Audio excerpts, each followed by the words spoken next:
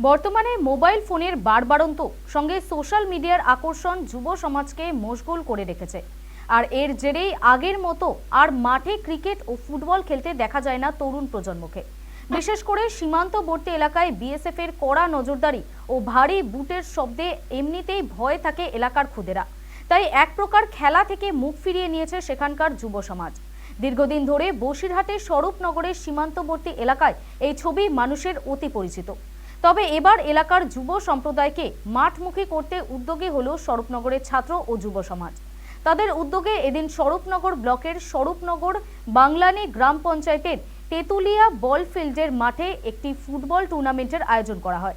এলাকার যুব নেতা সঞ্জীব পালের নেতৃত্বে এই ফুটবল টুর্নামেন্টে এলাকার বিশিষ্ট ও প্রাক্তন ফুটবলারদের একদিকে যেমন সম্মান জ্ঞাপন করা হয়, অন্যদিকে দুস্থদের কম্বল ও শাড়ি বিতরণ করা হয়। সঙ্গে চলে স্বেচ্ছায় রক্তদান কর্মসূচিও।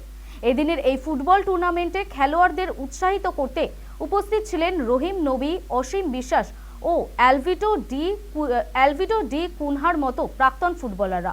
স্বরূপনগর পঞ্চায়েত সমিতির জনস্বাস্থ্য কর্মাধ্যক্ষ দুলাল ভট্টাচার্য ও মৎস্য কর্মাধ্যক্ষ বাপ্পা ঘোষরা বলেন, এই ধরনের উদ্যোগের ফলে একদিকে যেমন যুব সমাজকে মাঠমুখী করা যাবে, অন্যদিকে মানুষের সঙ্গে জনসংযোগ আরও বাড়ানো সম্ভব হবে।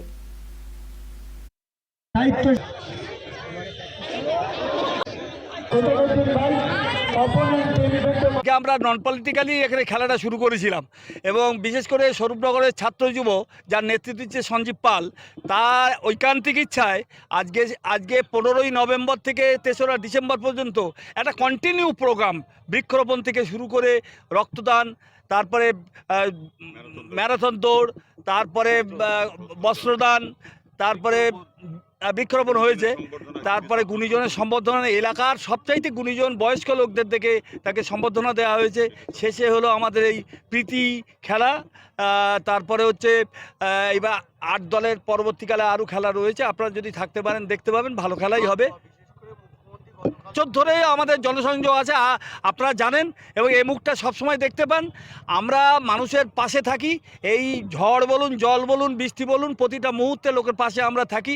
আমাদের একটা লক্ষ্য যে এলাকার মানুষ ভালো থাকুক। শহীদ ক্ষুদিরাম বোসের জন্মদিন উপলক্ষে আমরা ছাত্র যুবর পক্ষ থেকে বিভিন্ন প্রোগ্রাম রেখেছিলাম। সেই প্রোগ্রামের কথা আমাদের এর আগেই বলেছেন, দুলাল ভট্টাচার্য মহাশয় বলেছেন। বৃক্ষরোপণ থেকে শুরু করে, রক্তদান শিবির থেকে শুরু করে, বস্ত্রদান শিবির থেকে শুরু করে এবং অবশ্যই যে খেলা, ফুটবল খেলা, এই ফুটবল খেলার মাধ্যমে আমরা সারা বাংলার মানুষের কাছে পৌঁছাতে চাই যে মমতা বন্দ্যোপাধ্যায় যে ছাত্র যুবকে এগিয়ে নিয়ে আসার কথা বলছেন, ছাত্র যুবরা আগামী দিনে যাতে এগিয়ে যেতে পারে এবং খেলা হওয়া দিবসটা যাতে আরও মানুষের মধ্যে প্রচার পায়। এবং আমাদের তারুণের প্রতীক অভিষেক বন্দ্যোপাধ্যায় যেভাবে ছাত্র যুবকে এগিয়ে নিয়ে যাচ্ছেন, তার প্রতীক হিসেবে আমরা এই খেলাকে বা এই প্রোগ্রামটাকে এগিয়ে নিয়ে যেতে চাইছি।